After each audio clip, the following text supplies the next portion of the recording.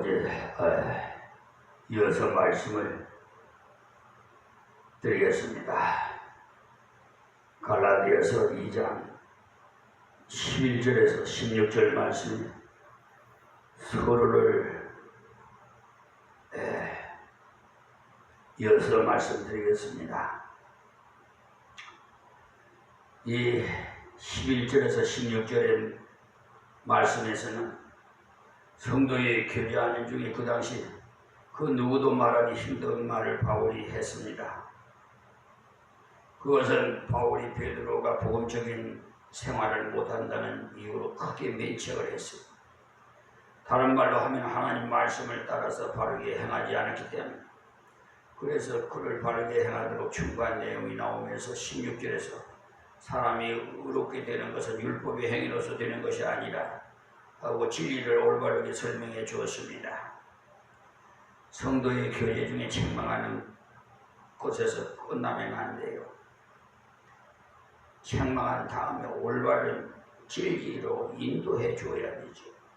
어떤 사람은 충고한다면서 잘못한 것을 지적만 해놓고는 바르게 걸어갈 것에 대해서는 지도해 주지 않기 때문에 가치 없는 충고가 되고 마는 것입니다. 그런 충고는 오히려 반발심만 키우게 되는 수가 있어요. 우리가 자녀를 키우는 중에도 그런 실수를 많이 하고 있는데, 책망하기만 하고 가야 할 길에 대해서는 올바르게 깨우쳐 주지 못하는 경우가 들어있어요. 그런데 바울 사도는 게바를 책망하고는 게바에게 바른 길 가도록 말해줄 뿐만 아니라 주위에 있었던 사람도 바르게 깨우치도록 했던 것입니다. 그뿐만 아니라 갈라디아 교회의 성도에게 우리에게 가장 중요한 진리인 사람이 의롭게 되는 것을 가르쳐 준 겁니다. 베드로의 밀식이 왜 그렇게 치명적이었습니까? 지금으로 말하자면 어느 목사님이 설교를 하시는데 가만 들어보니 성경에서 떠난 말을 하고 있으므로 다른 목사님이 바로 나와서 지금 한 말은 성경에서 떠난 말이었다고 말한 것과 같은 겁니다. 그러니까 목회를 하시다가 이제 은퇴를 하셨든지 그러면 가까운 교회에 나가시는 경우도 있잖아요. 제가 전에 있었던 시찰 중에 어느 교회에서 부흥회를 한다기 은혜를 받고자 갔더니 가만 들어보니 중간에 엉뚱한 말을 하고 있어. 저도 큰일이다 하는 마음으로 있는데 그 교회 목사님이 사회하는 시간에 지금 말씀한 말은 틀린 말이라고 당장 성도들에게 말합니다. 그야말로 옳게 행한 것이었어요. 설교한 사람도 반성해야 될 뿐만 아니라 진리에 관한 것이기 때문에 어물쩍 넘어가서 될 일이 아니기 때문입니다. 그때 구원과 관계되는 말이었기 때문에 그 교회 담임 목사님이 그 교회에서 10년을 수고하고 심어놓은 복음이 부흥사가 1시간 만에 흔들어 놓은 지경이었으므로 그 자리에서 잘못된 말이라고 성도들에게 알렸던 것입니다. 그러니까요, 부흥사도 잘못 기도해서 해야지요. 잘못된 부흥사 불러가지고 했다가는요, 교회가 술렁거리고 부흥이 되는 게 아니라 오히려 저하되어버리고, 그걸 말씀 사경이라고 해야 되는데, 저는 부흥회라는 말 안서 말씀 사경이라고 합니다. 인간은 얼마든지 가다가 빗나갈 수도 있고 엉뚱한 그 말을 할 수도 있기 때문에 개발하고 충고를 하고 다른 성도들도 그런 자리에 빠지지 않고 그렇도록 해야 책임감을 느끼기 때문에 당장 그 자리에서 면책합니다. 안디옥 교회는요, 이방 교회 중심 교회였는데 그 교회에서 게바가 엉뚱한 행동을 했기 때문에 사람들이 다 보는 앞에서 책망을 했어요. 우리가 알아야 하는 것은요, 책망은 반드시 그 사람이 있는 데서 해야 됩니다. 그런데 대부분 그 사람이 없을 때 하는 경우가 많아요. 아무 집사가 어떻고 어쩌고 뭐 비난을 하다가도 그 집사가 문을 열고 들어오면 입을 딱 다물고 마는데 그런 행동은 아주 나쁜 짓이에요. 그럴 바에는 아예 말하지 말든지 그 사람 듣는 데서 그 잘못을 말해줘야 그가 고칠 수 있지. 그 사람이 없는 데서 욕만 실컷 하면 그 소문이 그 사람 귀에 들어가게 되고 몹시 기분이 나빠져서 충돌이 심하게 일어납니다. 칭찬은 그 사람이 없는 데서 해야 합당합니다. 본인 앞에서 칭찬하면 혹 그가 교만해지기 쉽고 또 특별한 사람처럼 보이게 됨으로써 칭찬은 가능하면 본인이 없는 데서 하는 것이 좋고요. 그 사람이 죽고 난 다음에 하는 것이 제일 좋습니다. 그래야 실수가 없어요. 그렇지 않고 살아있을 때 실컷 칭찬했는데 어느 날 엉뚱한 짓을 함으로써 사고를 쳐서 전날에 칭찬이 헛된 것이 될 수 있기 때문에 그래서 관뚜껑 닫은 다음에 칭찬하는 것이 성경적입니다. 인간은 살아있는 동안 완전한 평가를 할 수가 없기 때문에 가다가 마귀에게 미혹당해가지고 저렇게 어느 원로 목사들처럼 어느 또 이사장 김장한 목사처럼 지금 최상병 특검에서 압수수색을 했잖아요. CBS 극동방송 이사장 김장한 압수수색 여의도 순복음교회 이영은 목사 압수수색 창피하지도 않아요?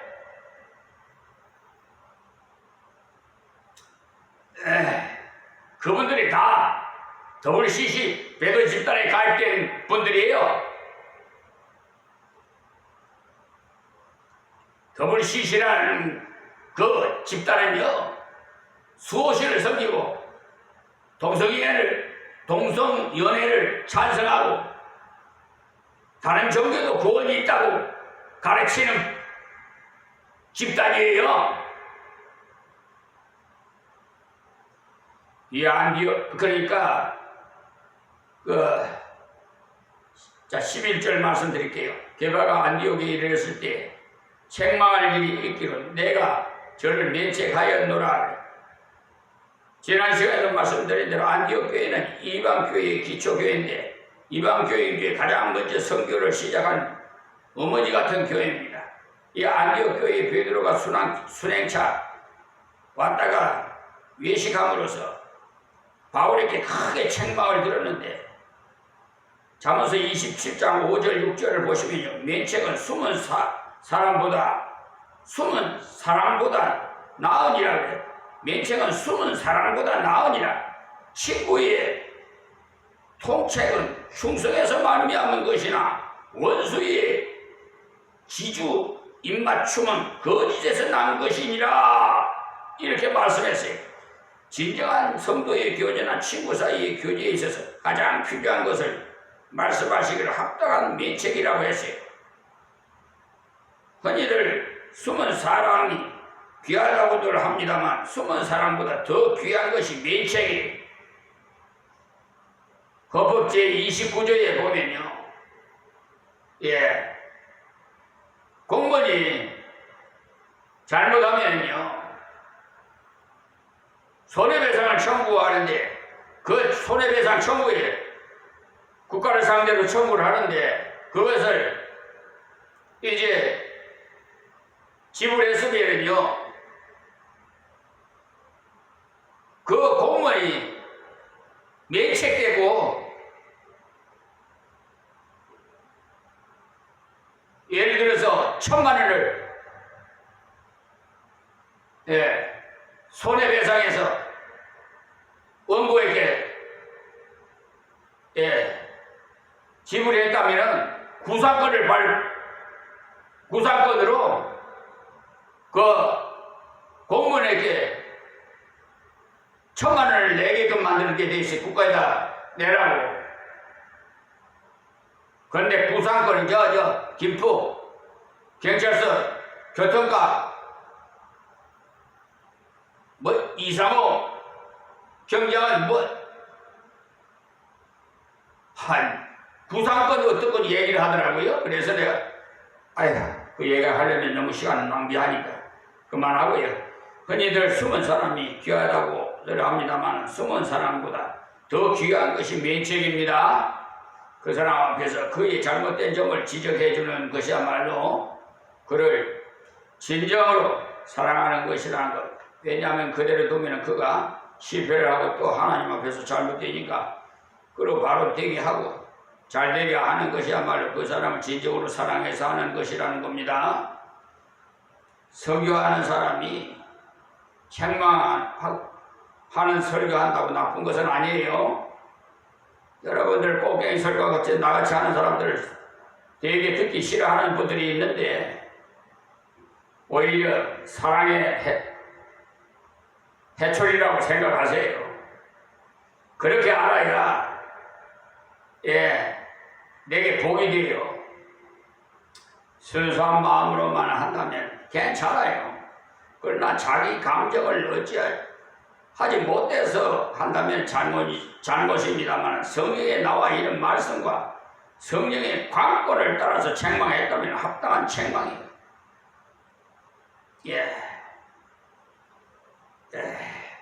가능하면 책망하지 않고 싸낼 수 없을까? 수술하지 않고 고칠 수 없을까? 신경을 많이 써요. 저도 여러분이 병원에 가서 하는 말도 가능하면 수술하지 않고 치료하는 방법이 없겠느냐고 의사 선생님에게 간절히 부탁하지 않습니까? 그 마음은 사람이라면 누구라도 가지는 마음이. 목사도 마찬가지예요. 가능하면 책망하지 않고 말씀으로 권고하고 이들의 마음에 푹 녹아서 하나님 앞에 고개를 숙일 수 있도록 하고자 애를 씁니다. 그렇게 하는데도 순종하지 않는다면 책망하는 수밖에 없잖아요. 책망을 해보면 그 책망을 감사히 받은 사람은 거의 없어요. 은혜 된다는 사람은 없어요. 인상이 돌아가요. 또 왜 저런 말을 하고 좋은 말 다 두고 왜 저런 말을 하고 하면서 들을 때는 싫어해. 그러나 집에 돌아가서 하루가 지나거나 여러 날 지나가서 돌려 생각해보면 목사님이 충고한 그 말씀은 내게 해당되는 말씀이구나 깨닫게 됩니다. 상담을 원하는 분들도 마찬가지 현상이 목사님 저 입장에서는 이렇게 하는 것이 현명하다고 여겨지는데 목사님 의견은 어떻습니까? 라고 물을 때 당신의 의견이 참으로 좋소. 해주면 좋아합니다만 성경적으로 옳지 않다고 충고해주면 상담하고자 왔는데도 불구하고 인상이 돌아가는 경우가 대부분이에요. 어느 교회 성도가요 상담하기로 제가 말하기를 아마도 문제가 당신에게 있는 모양이다. 거의 대부분은 자기에게 문제가 있다라고 말하니까 음성이 착 가라앉는 듯 했어요. 그리고 20분쯤 지나서 다시 전화가 왔는데 목사님 말씀이 맞는 것 같습니다 라고 합니다.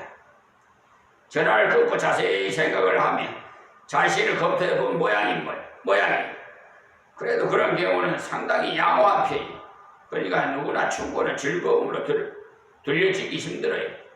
그러나 면책은 숨은 사람보다 낫다는 사실, 여러분에게 누가 책망해 주고들라 오죽했으면 저 사람이 내게 충고를 해줄까? 나를 얼마나 생각하고 있길래 충고를 할까 하고 마음을 넓히십시오. 설교하는 사람에게나 부모에게나 이웃에게나 면책을 받을 경우에 자기는 그렇지 않은가 하고 나올 것이 아니라 받아들이십시오. 그 사람도 그러했더라도 내게 말해주는 것은 고마운 일 아니에요. 그러니까 감사하게 여기라는 말씀을 드립니다. 친구의 통책은 충성에서 나온 것이라는 사실, 충성이라는 건 변하지 않는 것을 말하는데 우정이 변하지 않는다는 뜻이라는 말입니다. 하나님께서 앞에서도 하시듯이 하나님이 사랑하는 마음이 변하지 않았을 때 형제를 충고할 수도 있어요. 그 형제 사랑하는 마음이 변하지 않았을 때 그를 충고할 수 있어요. 반대로 원수는 입술이 아첨으로 말해온다고 했어요. 흔히 대통령이 뭐라고 하면 보좌하는 사람들이 영단이 옳시다 라고 말했지만 거짓된 입술로 하는 말인 경우가 많다는 겁니다. 거짓의 아비는 마귀입니다. 그러니까 마귀를 따라 말했다는 말이죠. 그 때문에 우리 성도는 무엇보다도 진실에 그때 바울 사도가 베드로 사도를 책망하는 일을 좀처럼 할 수 없는 못할 일이에요. 같이 협력하고 같이 봉사해야 하는 같은 사도인데 같은 위치인데 사람들이 다 보는 그 자리에서 책망을 했어요. 무한하지 않겠어요? 그런데 그 책망을 받은 베드로가 얼마나 귀한지 그때 바울 사도의 책망을 잘 받아들였음이 확실해. 베드로후서 3장 15절 한번 볼까요? 거기 보시면 또 우리 주의 오래 참으심이 구원이 될 줄을 여기라.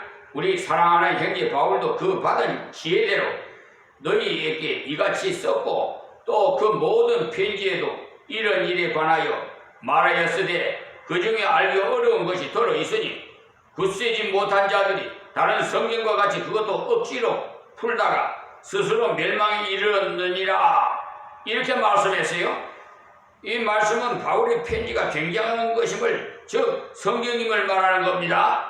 그러니까 다른 성경을 잘못 풀다가 잘못될 수 있는 것처럼 바울 사도의 편지를 잘못 해석함으로 망하는 수가 있으므로 사사로이 풀지 말고 옳게 풀으라고 바울의 무게를 표현한 것입니다. 이 사실을 볼 때 베드로가 그때 바울의 책망을 듣고 기분이 나빠서 바울을 소화시키고자 했다면 이렇게 중대한 말을 쓰지 않았을 겁니다. 그러나 바울의 책망을 잘 받아들임으로 맞다. 내가 내 대사도라면서 보험적으로 살지 않고 사람 눈치를 살피면서 외식했으니까 큰 실수를 했다. 그런데 충성스러운 바울이 하기 힘든 말을 해주었으므로 내가 고칠 수 있었으니 감사하도다라고는 그런 생각으로 감사하게 받아들였다는 사실입니다.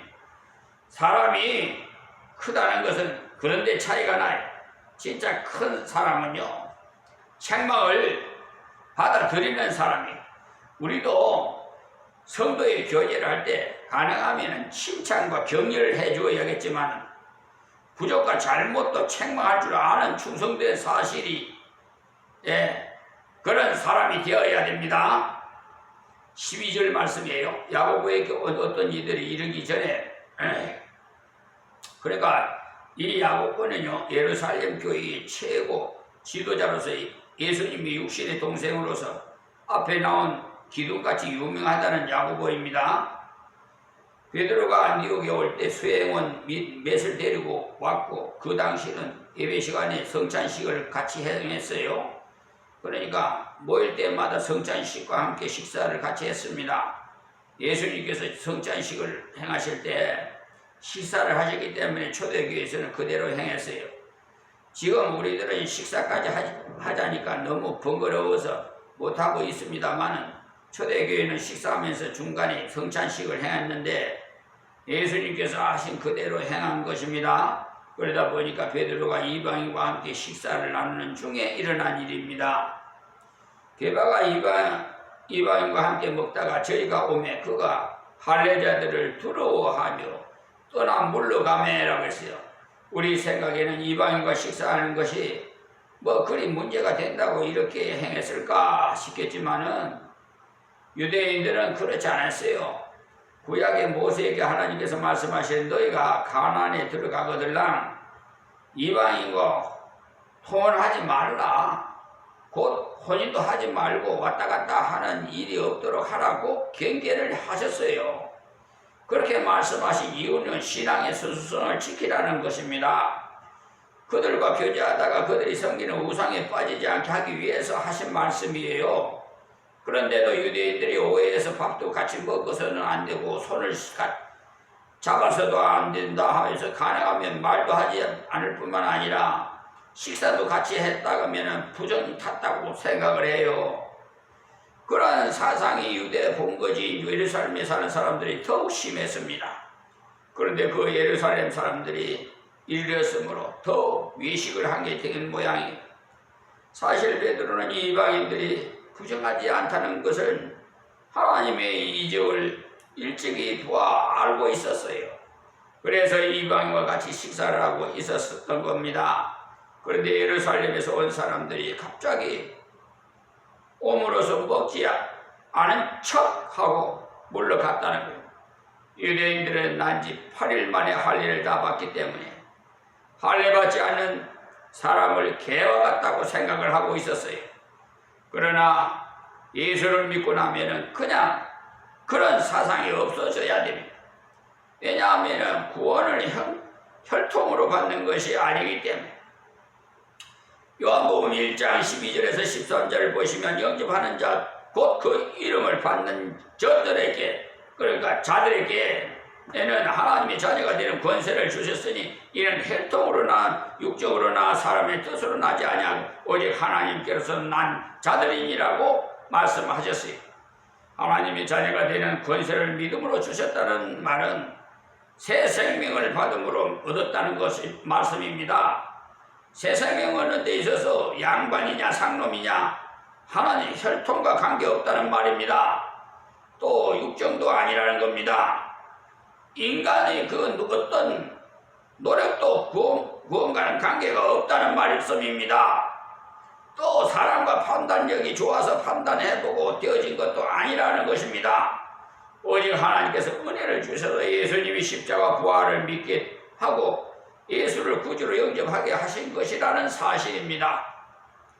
그러니 여러분들이 예수 믿어 구원받게 된 것은 여러분이 머리가 좋아서 믿게 된 것도 아니고 좋은 집안에서 태어났기 때문도 아닙니다. 배달민족이라서 동방의 지국이라서 된 것도 아닙니다. 또 착하게 살다가 보니까 또 연구를 열심히 해보니까 종교를 가져야겠다 해서 택하다 보니까 믿은 것도 아닙니다. 오직 하나님께서 부르셨고 은혜를 주셨고 하나님께서 생명을 주셨기 때문에 구원받은 것입니다. 그렇기 때문에 모든 것들을 뛰어넘어야 됩니다. 빈부의 귀천과 의무식이나 양반의 어쩌고 하는 그런 벗어나야 돼요.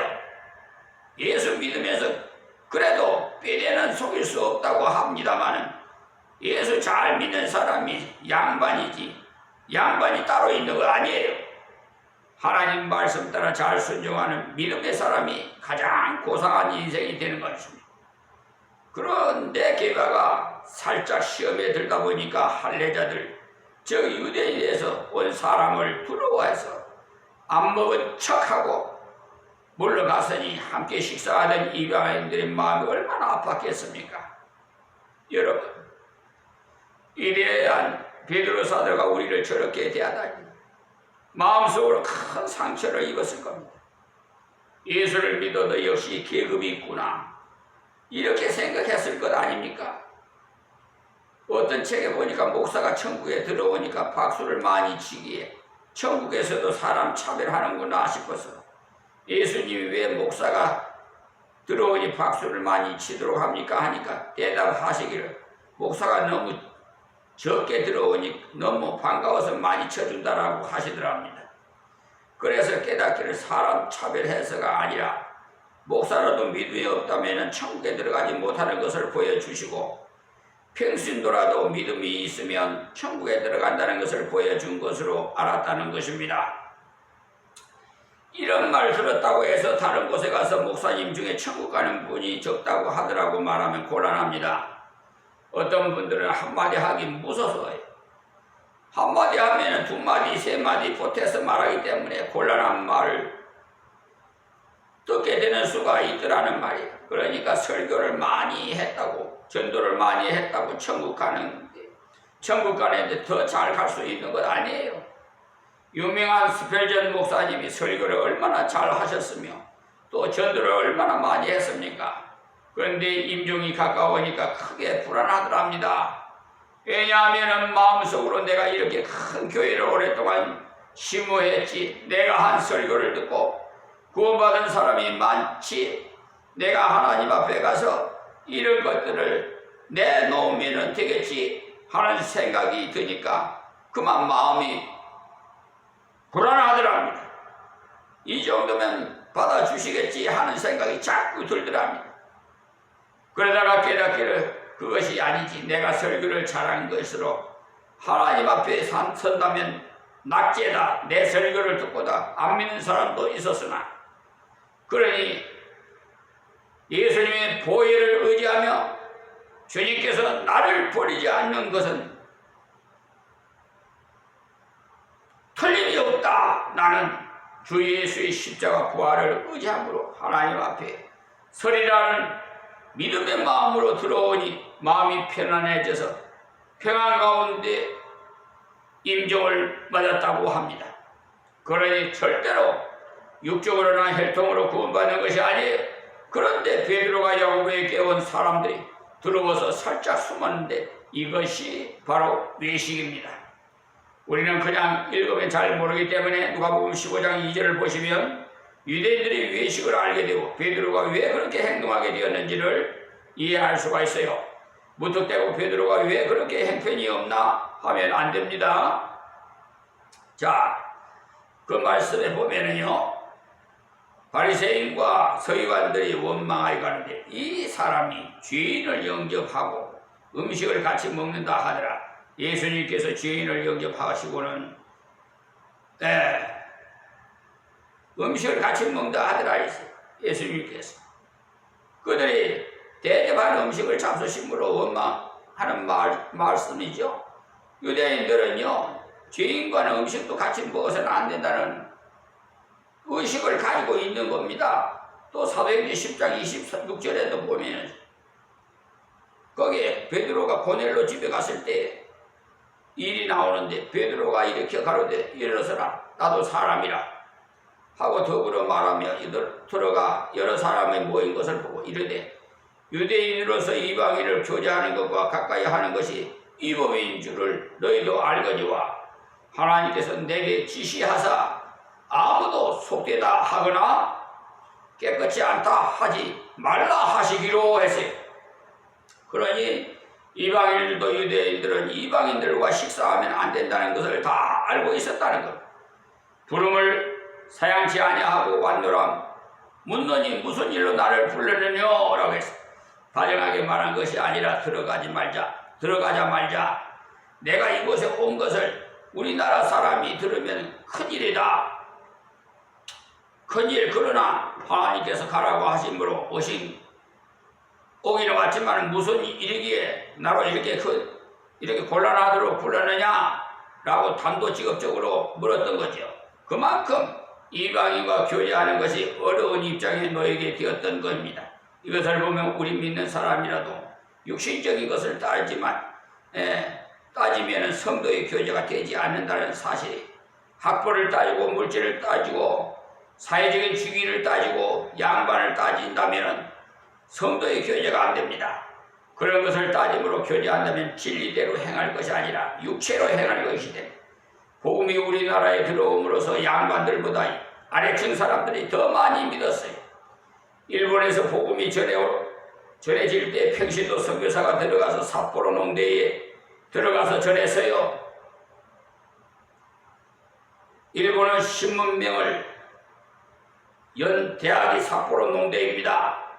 복음이 대학으로 들어갔기 때문에 학문적으로 흘러 복음이 빨리 전파되지 않았고 또 로마서 중심으로 많이 가르치기 때문에 기독교인은 많지 않으면서 학자는 많았어요. 우리 한국에는 서민층을 상대로 해서 복음을 전했고 또 사도행전을 중심으로 해서 복음을 전했기 때문에 많은 영혼들이 구원받는 데 큰 역할을 한 교회사적인 역사가 있습니다. 그러니까 빈부와 기층과 양반과 모든 계층을 초월할 때 하나님께서 복음의 영향을 더 크게 드러내신다는 것을 보여주셨어요. 오늘은 여기에서 또 말씀을 맺겠습니다. 하나님 고맙습니다. 아버지 감사합니다. 늘 함께 해주셔서 입을 벌려 말하게 하시니 이 말씀이 하나님의 음성으로 들어지게 하옵시고 듣는 자마다 다 은혜받고 복받고 다 하나님 앞에 칭찬받는 백성들이 되게 하옵소서. 예수님의 이름으로 기도합니다. 아멘.